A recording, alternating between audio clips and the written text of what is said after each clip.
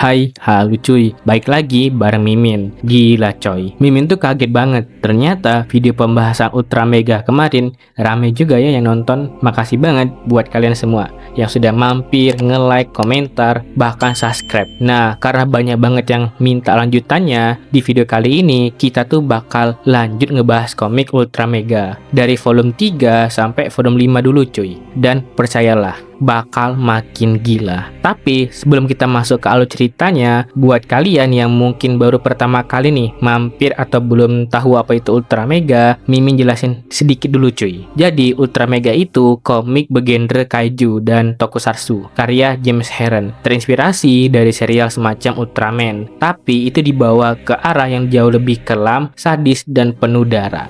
Di dunia Ultra Mega, manusia tuh hidup berdampingan dengan ancaman monster raksasa yang disebut kaiju. Nah, untuk melawan mereka, itu tuh ada segelintir manusia terpilih cuy, yang punya kemampuan berubah menjadi raksasa bernama Ultra Mega.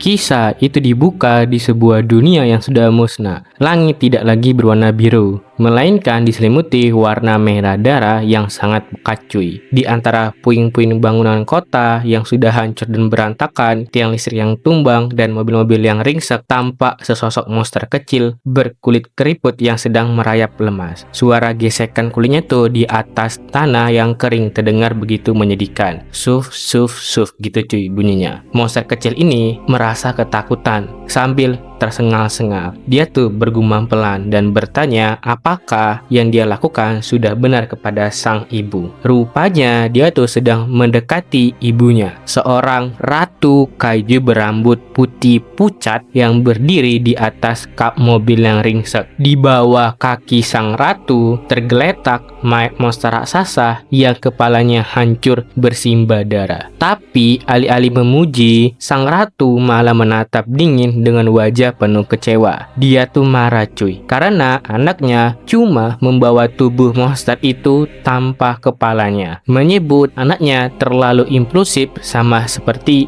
ayahnya. Monster kecil itu cuma bisa gemetar di tanah sambil berharap bisa tumbuh besar lagi. Sang ratu kemudian mengelus kepala anaknya sambil menatap jauh ke horizon kota yang membara. Dia tuh berbisik dingin bahwa tidak ada waktu istirahat buat mereka, karena seorang ratu itu butuh pasukan besar, dan rupanya sang ayah baru telah menyiapkan skenario raksasa buat masa depan mereka. Suasana mendadak berganti menjadi gelap gulita. Dari tembok-tembok batu yang tak kelihatan terdengar gema sorakan ribuan suara yang mengerikan cuy, yang berteriak secara terus-menerus, fight, fight, fight begitu cuy. Di tengah kegelapan itu, seorang anak manusia berbadan kurus bernama Noah itu tiba-tiba terbangun. Lehernya terikat tali besi rapat dan kepalanya terlindungi helm besi berbentuk unik cuy. Peluh dingin membasahi pipinya. Matanya itu membelak lebar dalam ketakutan yang murni. Noah itu panik setengah mati dan berteriak bingung di mana dia sekarang. Tiba-tiba sebuah suara asing dari balik kegelapan merespon. Suara itu ngasih tahu nih kalau Noah tuh lagi ada di dalam lubang pembuangan kaiju kolosium. Sebuah tempat di mana manusia tuh dipaksa taruhan nyawa bertarung melawan monster-monster asli. Noah tuh cuma bisa terdiam dan menyumpah serapa pelan, sadar kalau nyawanya sedang berada di ujung tanduk. Sementara itu, di tempat tersembunyi lainnya, konspirasi gila itu terungkap cuy. Seorang manusia bernama Gara tuh tampak berlutut di hadapan Raja Kaiju yang bermata banyak. Gara menyerahkan sebuah capacity cube, sebuah kub besi hijau yang berpijar itu yang menyimpan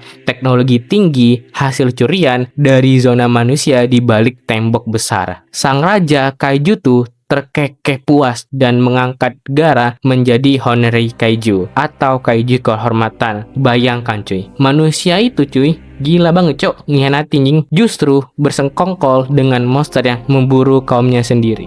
Ternyata Gaara tuh sedang pingsan cuy di dalam toilet yang hancur dan berantakan. Dua makhluk bertudung merah misterius yang menemukannya itu langsung punya ide licik. Kita harus mulai menjarah barang-barangnya. Tapi rekannya mengingatkan kalau dia tuh masih bernapas dan bergumam. Salah satu dari mereka bahkan mengincar jubah merahnya. Sementara yang lain berhasil mengantongi sebuah benda misterius berbentuk kubus hijau. Mereka berada di sebuah wilayah distopia yang disebut The Kaiju Kingdom. Perjalanan berlanjut ke area bernama The Factory di dalam wilayah Kaiju Kingdom. Di sini kita dikenalkan dengan karakter berkacamata bulat besar yang tampaknya mengalami kilas balik atau mimpi buruk yang aneh cuy. Dia tuh mengingat pelayan setianya bernama Noah yang menawarkan kelinci robot terbang di tengah kota futuristik. Namun mimpi indah itu berlangsung berubah menjadi distopia horor. Ada sosok monster hijau mengerikan berteriak, "Karena aku telah mengacaukan segalanya untuk semua orang dan kita semua kelaparan di gurun." Karakter berkacamata itu langsung terbangun dan kaget dari tidurnya di bak truk sampah. Begitu terbangun, dia tuh langsung disambut oleh pemandangan yang bikin jantungan. 4 sosok kaiju berukuran mini sedang melototinya.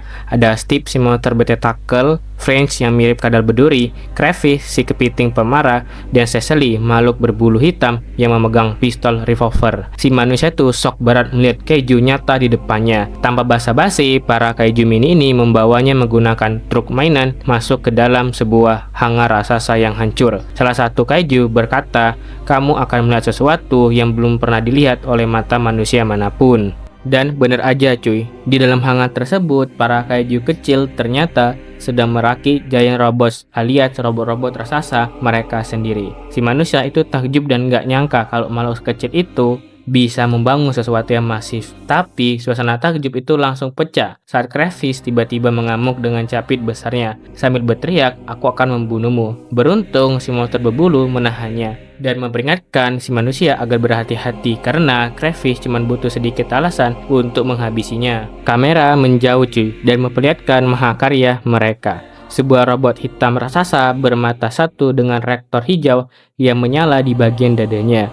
Ukurannya tuh benar-benar luar biasa, membuat truk yang membawa si manusia itu terlihat sangat kecil dan kayak semut gitu cuy. Di panel ini terdengar dialog yang intimidatif gitu cuy. "Kamu tidak akan hidup jika Raja Kaiju tidak memiliki rencana untukmu."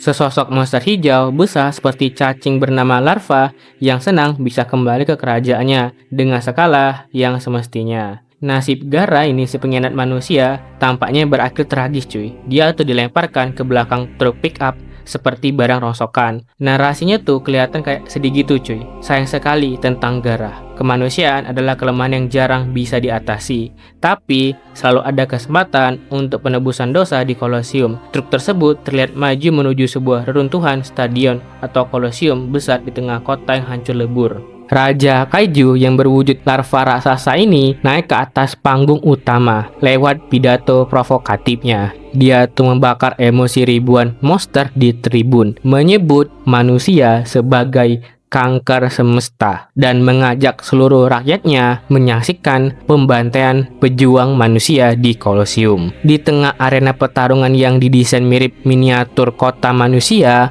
4 pejuang manusia termasuk Noah dibariskan. Seorang pejuang bersenjata helm kubus itu mencoba menenangkan Noah, bilang kalau monster-monster ini energinya rendah dan cuma orang-orang aneh yang lagi roleplay. Tapi seekor kaiju kecil di dekat mereka itu menyelah, memperingatkan bahwa kematiannya itu nyata dan sedang menanti mereka. Penyiar arena itu berteriak nyaring mengumumkan aturan mainnya. Demi menunjukkan superioritas kaiju, manusia itu diberikan hak istimewa untuk memilih sendiri lawan gladiator kaiju yang ingin mereka hadapi. Tanpa senjata laser, murni adu kekuatan fisik cuy. 4 gladiator kaiju raksasa yang badannya gede-gede itu bermunculan dari bawah tanah yang bernama Struck, Rebase, Respawn, dan Boost. Pejuang manusia pertama maju dengan pede dan menunjukkan monster ulat putih pucat bernama Boost. Mengira Boost adalah lawan yang paling gampang untuk dihadapi cuy.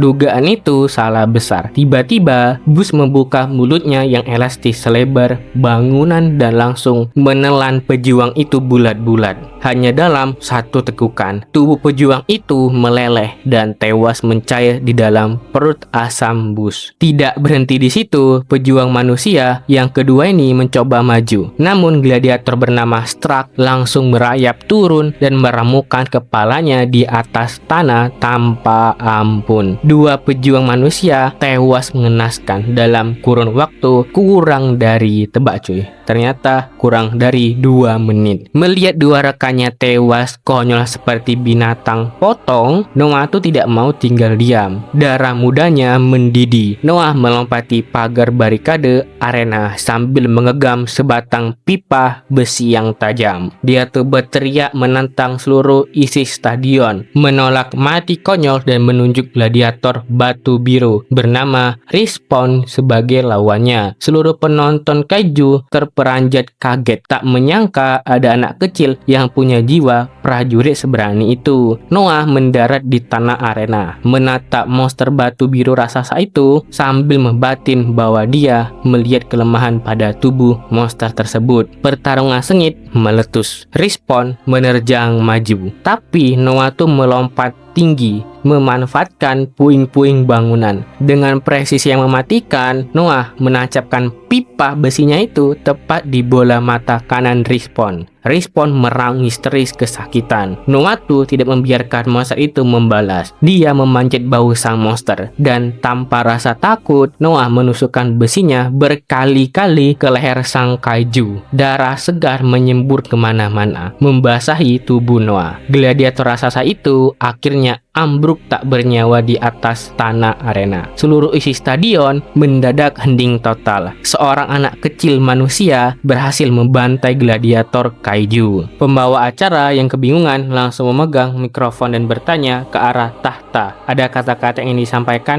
Baginda Raja, namun tahta itu hening. Pangeran kaiju atau Baginda Raja kaiju ini sudah terbang dan ingin turun ke arena. Kemenangan brutal sang pejuang muda kita di atas kaiju raksasa rupanya menyita perhatian nih sesosok pangeran kaiju. Sang kaiju kecil ini berjalan mendekat dan menatap si prajurit dengan nada meremehkan. Kamu sangat kecil ya, tapi jangan tertipu cuy dengan ukurannya. Kaiju ini membanggakan reputasinya yang mengerikan sambil menunjukkan kalau tengkorak di dadanya. Aku ini sangat agung. Aku pernah memakan kaki dari Ultra Mega terakhir. Dia tuh menceritakan bagaimana dia membantai musuh-musuhnya di masa lalu dan menancap tubuh mereka di reruntuhan bangunan kota. Mengetahui ancaman di depannya, si prajurit muda ini perlahan bangkit dan mengarahkan tombaknya, bersiap untuk bertempuran hidup dan mati berikutnya. Sesosok kaiju raksasa bersayap putih turun dari langit, bak dewa kematian. Wajahnya itu pucat dengan lengan yang berlipat-lipat di dadanya. Kehadirannya langsung mengintimidasi seluruh arena. Di tengah kekacauan itu, saat si pejuang muda kita mengamati ancaman baru ini, sebuah suara berbisik dari balik selokan. Seset pejuang muda,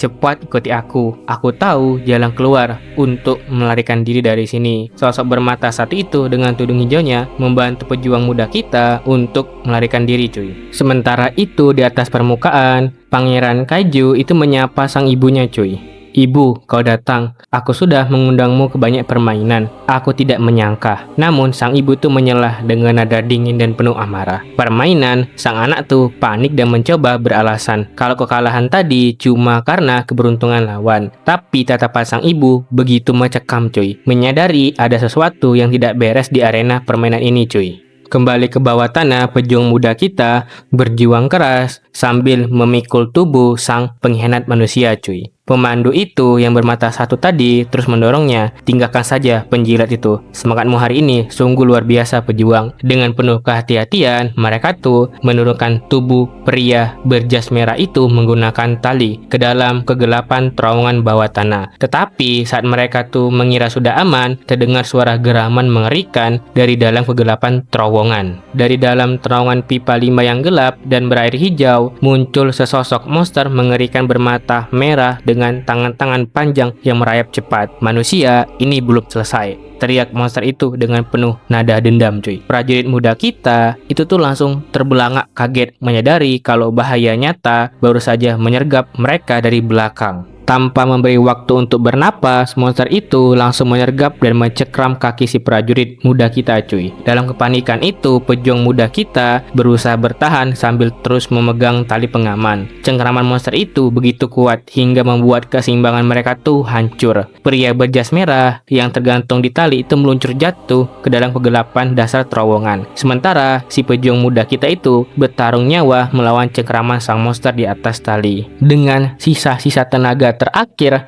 sang pejuang melompat dan melayangkan satu serangan pamungkas, Ultra Mega Kick. Tendangan dahsyat itu mendarat telak di wajah sang kaiju. Ledakan darah yang luar biasa itu meletus lagi cuy. Namun akibat benturan raksasa itu, tubuh sang pejuang terlempar dan jatuh melayang jauh ke dalam jurang kegelapan di dasar kolosium. Di sampingnya itu rekan kecilnya berbisik memberikan kabar terakhir. Kabar baik prajurit, temanmu selamat. Tapi kabar buruknya, kau tuh sedang sekarat. Kisah kali ini itu ditutup dengan teka-teki besar yang menanti di babak berikutnya.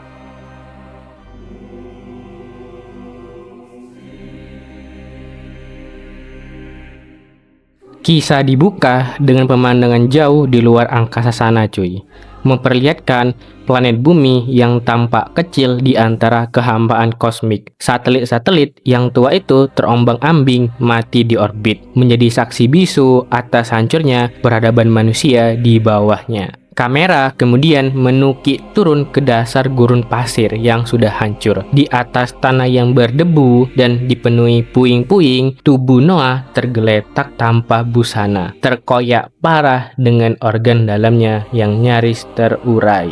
Noah tuh berada di titik paling kritis dalam hidupnya. Nyawanya melayang di ambang kematian. Di saat-saat terakhirnya itu, sesosok entitas kosmik kecil berwujud mata berpijar mendekati tubuh Noah. Entitas itu berbisik masuk ke dalam alam bawah sadar Noah, menyuarakan kebenaran pahit tentang dunia manusia. Dunia tempat kau tinggal ini adalah dunia penderitaan dan kegagalan. Semua yang kau ciptakan itu bakal dibuang, dan setiap rasa cinta yang kau miliki cuma bakalan berakhir dengan kehilangan. Entitas kosmik itu mengajak Noah untuk meninggalkan jasad manusianya yang sudah sekarat, menyuruh jiwanya itu bangkit karena Noah ditakdirkan untuk sesuatu yang jauh lebih besar. Rencananya, entitas ini ingin membawa Noah menemui Antum Ultra Mega, entitas pelindung kosmik sumber kekuatan para Ultra Mega. Di panel lain, di tengah kota yang sudah hancur lebur, kabar tuh berhembus cepat cuy. Di antara para kaiju, Ratu Kaiju telah tiba. Para pengikut yang bertudung merah ini terlihat membopong dan mengarak berbagai kaiju yang mini-mini melintasi reruntuhan. Mereka tuh berspekulasi bahwa sang ratu datang tuh untuk melihat pasukan robo raksasa yang sedang disiapkan oleh sang pangeran kaiju cuy,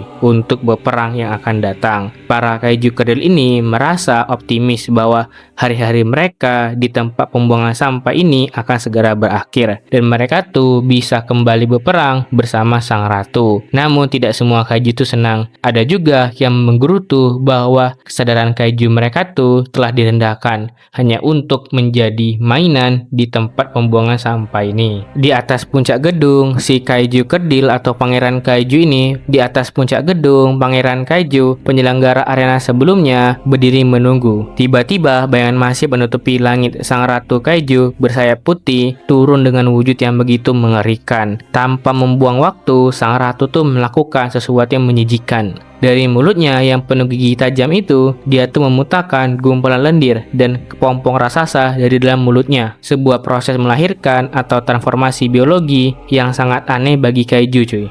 Dari dalam gumpalan lendir itu muncullah wujud sejati Ratu Kaiju. Tubuhnya tuh tinggi, berotot, anggun namun mematikan. Sang ratu langsung melampiaskan amarahnya kepada kaiju kerdil. Ya siapa lagi bukan pangeran kaiju cuy. Kamu tuh diberi kerajaan, tapi kamu malah bermain-main, tegur sang ratu tajam. Dia tuh mengeritik bahwa kaiju-kaiju di sini hanya makhluk manja yang kekanak-kanakan dan tidak memiliki kesadaran sejati. Kalian tidak siap untuk perang. Gertakannya itu membuat sang pangeran kaiju merasa takut cuy. cuy. Sebelum akhirnya membentangkan sayap dan terbang memumbung ke udara, meninggalkan si pangeran kaiju yang hanya bisa terdiam terkejut cuy. Adegan berpindah ke tempat yang sangat asing dan kosmik cuy, ya di tempat Noah, di mana mereka tuh sedang menelusuri reruntuhan dunia lain. Sang mata raksasa itu merasa ada yang tidak beres karena kehadiran sang pencipta mereka atau Father Antum tidak terasa. Saat menelusuri tempat itu, mereka tuh menemukan kubus-kubus hitam yang aneh yang berserakan. Saat kubus-kubus itu dihancurkan, di dalamnya terdapat gumpalan organik yang berisi jasad kosmik yang membusuk atau telur kosmik cuy. Sesuatu yang buruk telah terjadi pada ciptaannya itu. Di panel ini, atmosfer itu mendadak menjadi sangat hening cuy dan penuh ketegangan. Kamera memperlihatkan berbagai sudut ruangan rumah di mana para manusia dan kayu itu berkumpul. Hanya ada satu suara yang terdengar tajam memecah keheningan. Suara detak jam dinding. Tik-tok, tik-tok. Tatapan mata karakter berkacamata atau Beth itu penuh dengan kecemasan, mengisyaratkan bahwa badai besar akan segera datang nih. Di alam kosmik di mana gerhana hitam mewarnai angkasa, si mata raksasa dan Noah itu berlari kencang saat merasakan keberadaan sosok agung. Tapi begitu sampai di lokasi, harapan mereka hancur seketika. Antum Ice Supreme, sosok yang mereka hormati, telah terjatuh tergeletak tak berdaya. Sang mata raksasa itu panik dan berteriak, tak percaya cuy. Tidak. Apa ada yang bisa melakukan hal seperti ini? Pemandangan mengerikan terpampang jelas. Tubuh raksasa Antum telah hancur bersimbah luka. Perutnya itu terbelah dan dipenuhi oleh gumpalan telur-telur parasit yang membusuk. Sang mata raksasa itu berlutut dan meratapi kematian sosok agung ini cuy. Antum yang indah, bagaimana ini bisa terjadi? Namun di tengah-tengah kesedihan itu timbul pertanyaan besar. Siapa atau apa yang sanggup membunuh entitas kosmik sekuat ini cuy? Noah yang meliti bangkai Antum mendadak menengok ke atas cuy. Sebuah benda bundar hitam seperti bulan raksasa muncul. Benda yang sebelumnya tidak ada di sana. Si mata raksasa langsung menyadari kenyataan pahit. Pembunuh Antum adalah dialah sang pembunuh, sang ratu kaiju cuy. Teriaknya ketakutan sebelum mereka tuh sempat bergerak. Serangan kilat berupa dahan organik hijau menjambar dari kegelapan dan menembus tubuh si Noah cuy dalam sekejap. Tanpa membuang waktu, Noah itu berteriak-teriak sambil berlari kencang. Lari. Tapi di belakang mereka, tanah itu bergetar keras. Dua ekor larva kaiju raksasa berkaki banyak itu merayap keluar dari kepompong dengan jeritan melengking. Si mata segede gaban itu terperangah melihat bentuk parasit kosmik dan bergumam ketakutan. Belatung kaiju. Melihat rekannya terus berlari, si mata segede gaban itu malah berbalik pasang kuda-kuda bertarung. Ayo sini, hadapi kematianmu. Di saat yang sama, raksasa Antum yang bersimbah darah dan sekarat mengerahkan sisa tenaga terakhirnya. Ia meremas sesuatu dan mengulurkan kubus reaktor hijau bercahaya kepada mereka sambil memohon, kalian harus mengambil ini, selamatkan diri kalian. Bertarunglah di lain hari. Tiba-tiba mata raksasa Antum meletup hancur dalam semburan darah. Kematian Antum menjadi puncak kehancuran moral mereka. Dari leher Antum yang putus itu menyembur puluhan larva kaiju ke udara. Noah itu terus menarik rekannya sambil memegang kubus hijau untuk melarikan diri ke portal dimensi lain. Tapi si mata segede gaban ini sudah gelap mata karena dendam. Dia tuh menolak untuk kabur dan malah berteriak histeris. Bertarung di lain hari, kalian semua akan mati. Dengan amarah membara, dia tuh menerjang maju menghantam kawanan belatung kaiju secara brutal. Sambil menyeret si mata segede gaban itu yang masih mengamuk dan memukuli belatung-belatung itu, Noah itu melompat masuk ke dalam portal dimensi berwarna pelangi cuy. Mereka tuh meluncur menembus ruang waktu hingga akhirnya kembali ke dunia asalnya cuy. Si mata segede gaban itu tergeletak hancur dan berdarah-darah. Tubuhnya itu memutus tentakel organik sambil bergumam dendam.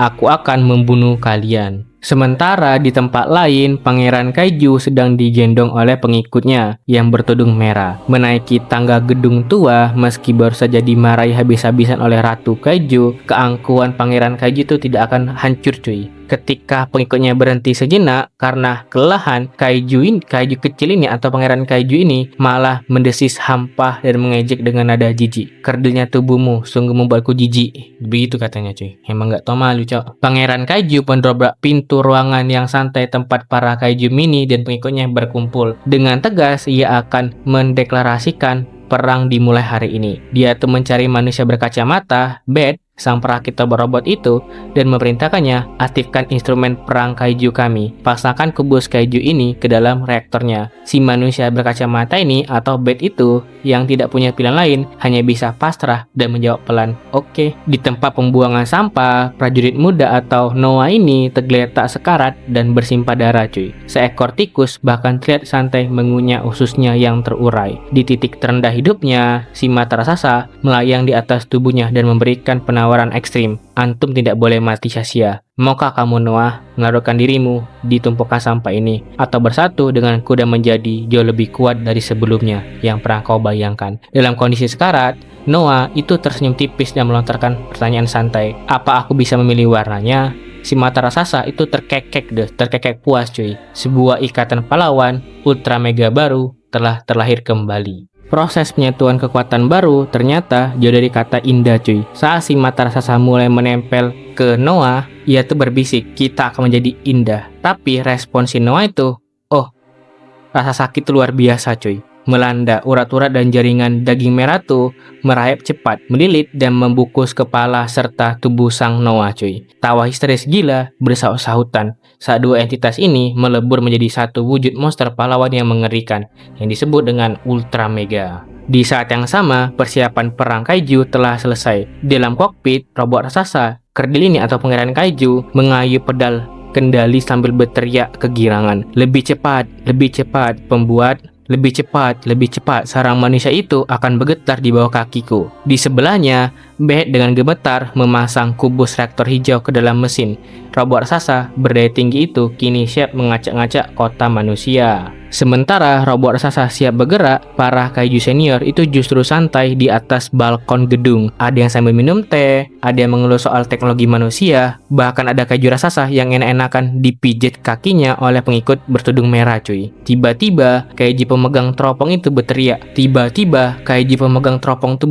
Aku melihat sesuatu. Di kejauhan, ledakan keras tuh terjadi cuy. Bahwa pergerakan robot telah dimulai. Bukannya bertarung dengan gagah, robot raksasa karya kaiju itu justru ambuk dan tumbang menimpa bangunan di depannya. Si pangeran kaiju dari dalam kokpit kaget setengah mati melihat kepingan robotnya berantakan. Para kaiju yang menonton dari jauh tuh hanya bisa menghela napas heran. Apakah itu semacam tren perang? Si kaiju kerdil ini atau pangeran kaiju beralasan, dia takut sekarang ibu, tapi robot itu malah bergerak konyol, bergoyang tak tentu arah, lalu mogok total di depan dinding pembatas kota. Oh shit, gumam pangeran kaiju cuy. Saat menyadari robot ciptaannya gagal total. Tapi kekonyolan itu mendadak terhenti ketika langit malam, kebum, sebuah komet ungu terang melintas membelah langit distopia. Komet energi itu menghantam puncak gedung dengan ledakan petir ungu yang dahsyat. Energi kosmik murni itu terpancar cuy, menyapu sisi kota dan membuat para kaiju di balkon terkaget-kaget. Para kaiju di balkon itu menghirup udara malam dan mendadak terbelah. Ingat cuy, cahaya ini, aroma ini,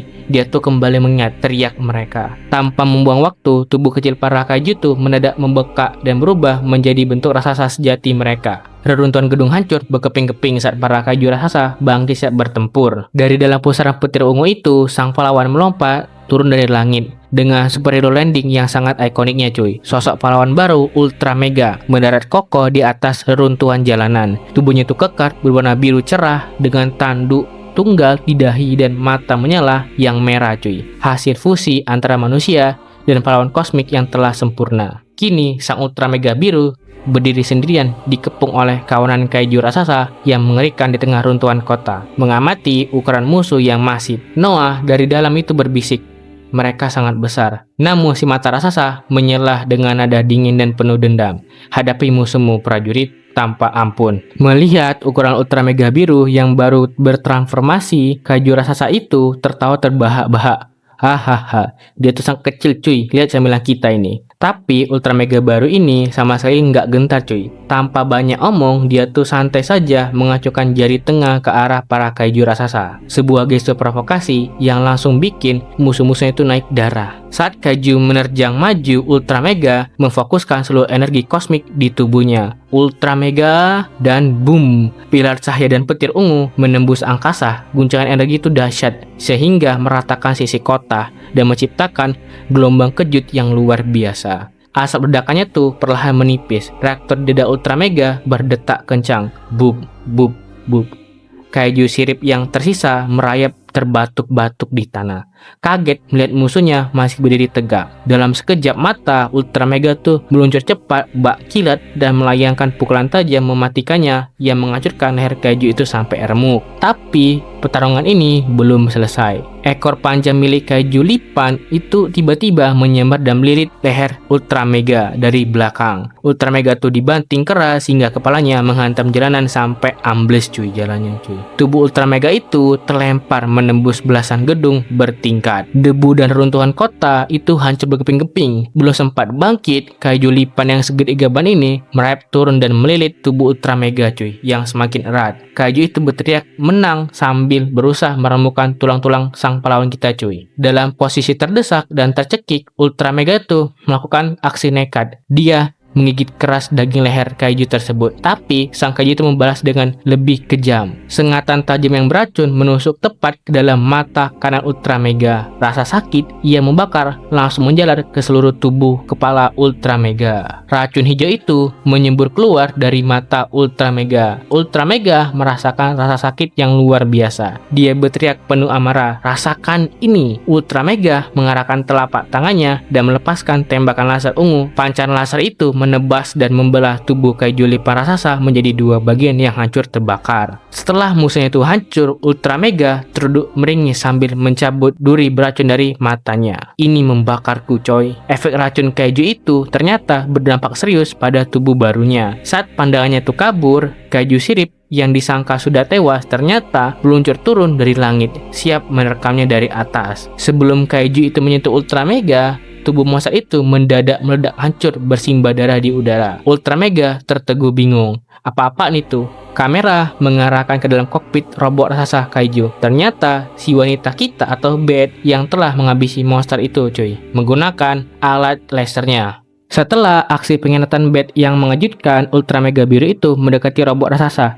dan menyapa dengan lembut, "Halo, jika ada manusia di dalam." Suara dentuman mesin yang berat itu kembali berbunyi dari dalam kokpit. Sesuatu yang mengerikan sedang bersiap keluar dari kokpit Pintu kokpit itu terbuka lebar dan memperlihatkan sang pangeran kaiju yang ternyata sudah menyatu dengan reaktor nuklir Dengan tawa gila yang menggema, dia tuh melempar tubuh Beth keluar dari ketinggian. "Tidak!" teriak Ultra Mega Tanpa ragu, Ultra Mega tuh melompat kencang, melintasi udara demi menangkap Beth sebelum wanita itu menghantam tanah. Boom! Kepulan asap menyelimuti Saat sang raja kaiju bertransformasi penuh menjadi wujud raksasa sejati yang sangat masif dan mengerikan. Dari atas dia tuh menatap Ultra Mega biru dengan penuh penghinaan. "Ultra Mega baru, dari mana saja kamu?" Sementara itu di bawah, Ultra Mega berhasil menangkap Beth dengan selamat di telapak tangannya Beth itu panik berteriak, "Keluarkan aku dari sini!" teriak Beth yang panik. Ultra Mega dengan cepat menyembunyikan Beth di balik keruntuhan mobil. Tapi sang pangeran kaiju ini menyambar tubuh Ultra Mega dari belakang dan membantingnya ke jalanan. "Kamu terlihat lezat, Ultra Mega,"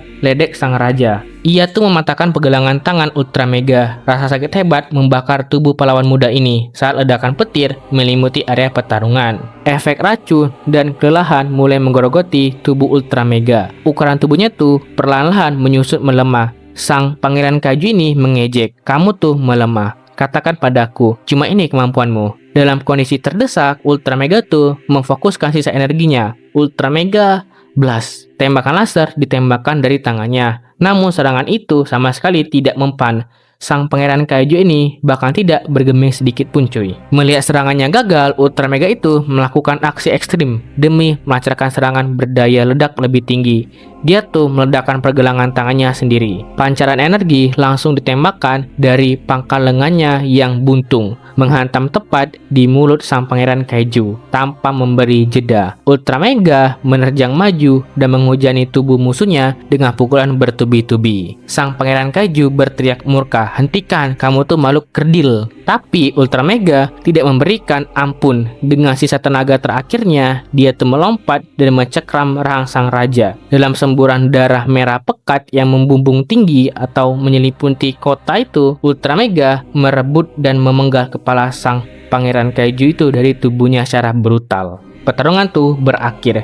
Kota kembali hening di bawah naungan bintang-bintang malam. Dinding-dinding gedung itu bersimbah noda darah kaiju. Wujud Ultra Mega memperlihatkan kembali sosok pemuda biasa yang terduduk lemah tanpa lengan kanan. Beth itu berjalan mendekatinya di tengah reruntuhan. Tiba-tiba, sebuah garis cahaya yang merah itu melintas membelah langit malam. Sebuah meteor itu jatuh di dekat mereka. Ledakan kawah terjadi tidak jauh dari mereka. Beth dan Noah mendekat untuk melihat apa yang jatuh dari langit. Dan betapa terkejutnya mereka saat melihat apa yang ada di dalam kawah. Ultra Mega pertama yang disangka telah tewas dengan mata terbuka, sang ayah itu memandang anaknya dan berbisik pelan. "Anakku, ya Tuhan, sudah sekian lama. Kamu tidak bersatu dengan entitas itu kan?" Si pemuda itu hanya terdiam membisu dengan tatapan mata hampa.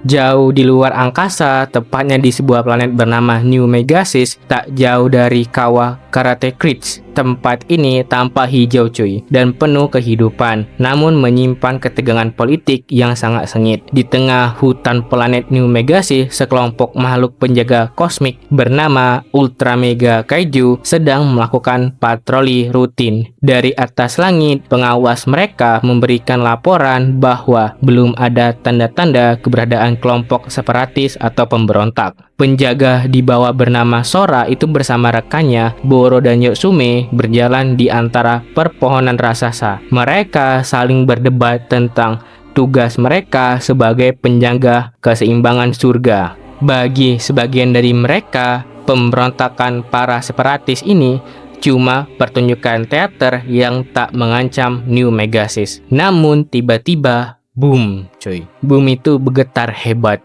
Seekor monster ulat raksasa berwarna biru merah menerobos keluar dari balik semak belukar dengan gerakan yang sangat cepat. Para penjaga itu panik banget cuy. Mereka melihat monster ulat itu merayap kencang menuju ke arah barat, ke arah tepat ke pusat kota New Megasis. Monster ulat itu melesat cepat sambil dikejar oleh penjaga bernama Buta. Namun yang mengejutkan, monster ulat itu bertindak tanpa didampingi Kagami, entitas pasangan kosmiknya. Para penjaga itu mencoba menangkapnya menggunakan jaringan mukus tanpa kekerasan mematikan sesuai hukum perdamaian yang sudah bertahan selama 10.000 tahun. Tapi sang monster ulat ini justru menjerit histeris penuh kebencian, kedamaian, keharmonisan, ikatan apa itu? Dan pasangan kalian cuma ilusi buat mengalihkan kalian dari isolasi dan teror yang sebenarnya. Bergabunglah dengan kami, biar rasa sakit atas diri sendiri tidak akan pernah mengganggu kalian lagi. Di balik kulit ulat itu yang terkelupas, serkuak pemandangan mengerikan. Tubuh monster itu terinfeksi oleh wabah daging pembusuk yang sama persis seperti wabah kaiju di bumi.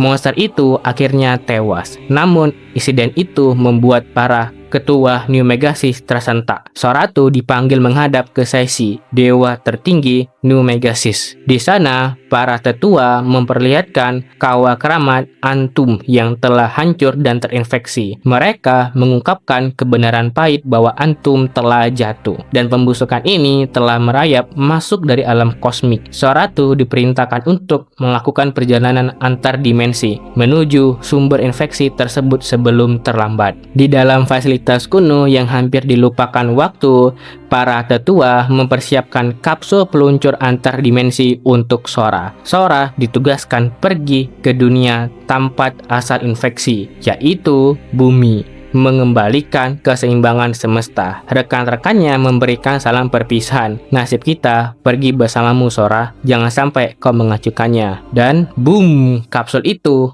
meluncur menembus lorong antar dimensi cuy. Namun cerita nih kemudian melompat memperlihatkan kilas balik tragis di orbit bumi bertahun-tahun lalu. Untuk isu 5 komik Ultra Mega ini sebenarnya itu masih ada lanjutannya cuy. Tapi karena laptop Mimin sudah capek nih, nggak kuat lagi, jadi ceritanya sampai sini dulu cuy. Kita akan bahas di next episode selanjutnya. Dadah, see you.